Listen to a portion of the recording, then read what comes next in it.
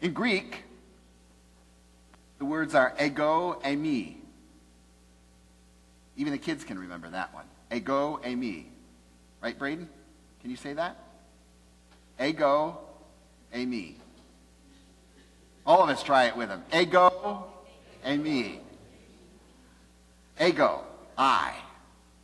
That's where we get our ego from, right? Eimi, am. Ego, eimi, I am. God doesn't say I am he. Doesn't say I am God. Doesn't say I am the creator.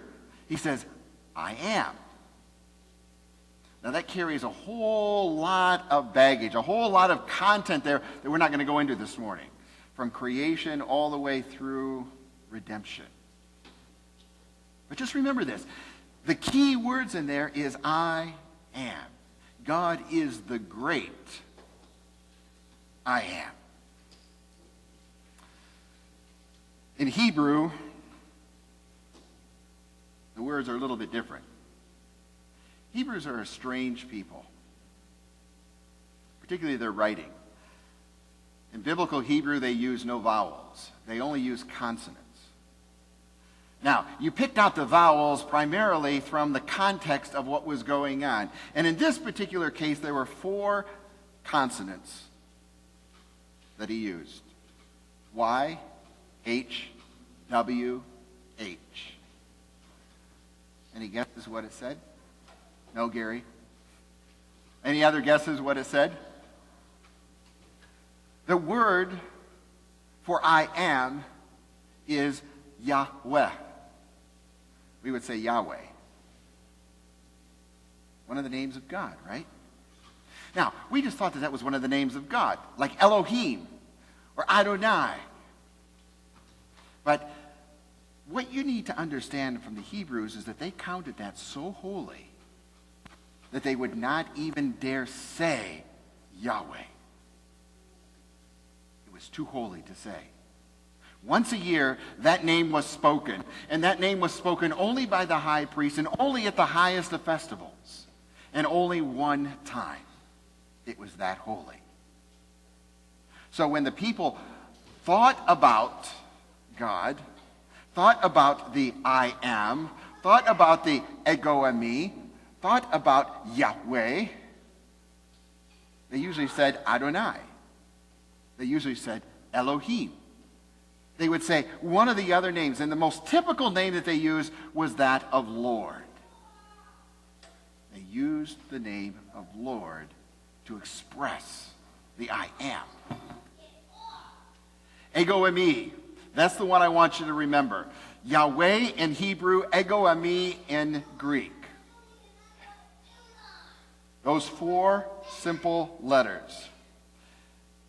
If you remember the story of Thomas, Thomas wasn't there when Jesus returned the first time.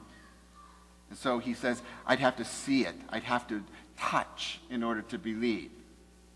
And then Jesus comes back, and Jesus reappears, and Jesus challenges him to put his fingers in his hand, or in his feet, or in his side. And out of that, these are the words that Jesus said. Jesus says to him, the Lord of me, or the God of me, is Thomas's response. He said, I am, and there I am. And Thomas says, my Lord and my God. But the words he uses are hokurios, Lord, kai hotheos mu. So my Lord, my God. Just ignore that. I know it's hard. In John's Gospel, jumping ahead, we have a lot of instances. Now, as much as the Gospel of Mark never uses the word ego eimi, except for very rare times, John uses it over and over and over and over and over again.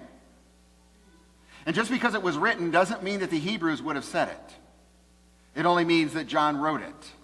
Now, John is more of kind of a Greek-thinking person, so he probably didn't put as near the significance on that, but he wrote over and over again these I am statements.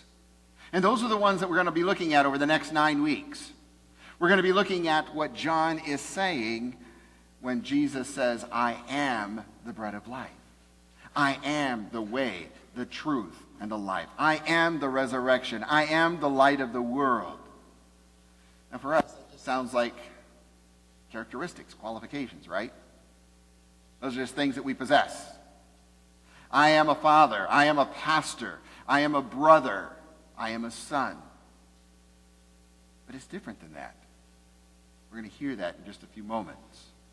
When Jesus says, I am, he's reverting back to the whole statement by God to Moses that God is the I am. And so he uses the very same word that God used to Moses to describe himself. Now that created some problems for Jesus. I guess that's an understatement. It's because of that the people thought that he was blaspheming God. In other words, here's a man proclaiming that he is God. And because of that, what did they do to Jesus? They crucified him. That's right. They put him on the cross. We sometimes think that it was a bit extreme just because they didn't like his teachings. But it was much more than that. The reason that they crucified Christ had much more to do with him proclaiming himself as God than it did with the teachings that he said. In Mark 14, here's one of the rare passages where Mark uses the ego eimi. He said, what is it that men are testifying against you? It is written, Jesus said, no more. In other words, he was silent. He did not answer Pilate. He did not answer Herod. And then the question came to him, so are you the Christ? Are you the Son of the Blessed? And this is Mark's response that Jesus gives. Ego eimi. I am.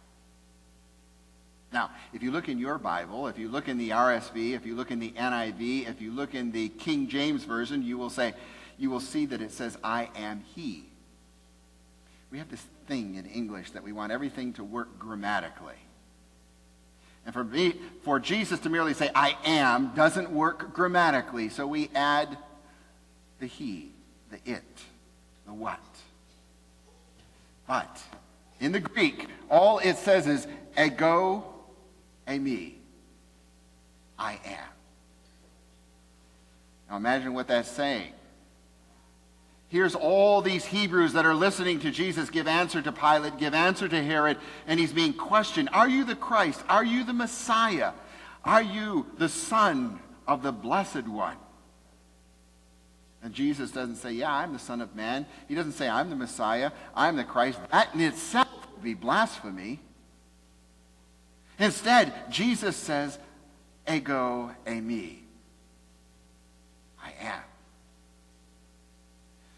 Now, you probably have friends who question you and say, well, did Jesus really ever say that he was God? Yes, he did. Over and over again. Every time he took that word, when he translated Yahweh into Greek and said, ego eimi, he was saying, I am. I am God. I am from the Father. And we are one. So as we begin to look at some of these passages over the next several weeks, we need to remember that when we hear, I am the bread of life, you need to separate that out with a comma. I am the bread of life. I am the light of the world. I am the resurrection. I am the way, the truth, and the life. All of these points keep coming again and again and again in John. One of those comes as Jesus encounters the Samaritan woman. They're ready to stone her. This photini, this sinner, this woman of ill repute. He meets her there by the well.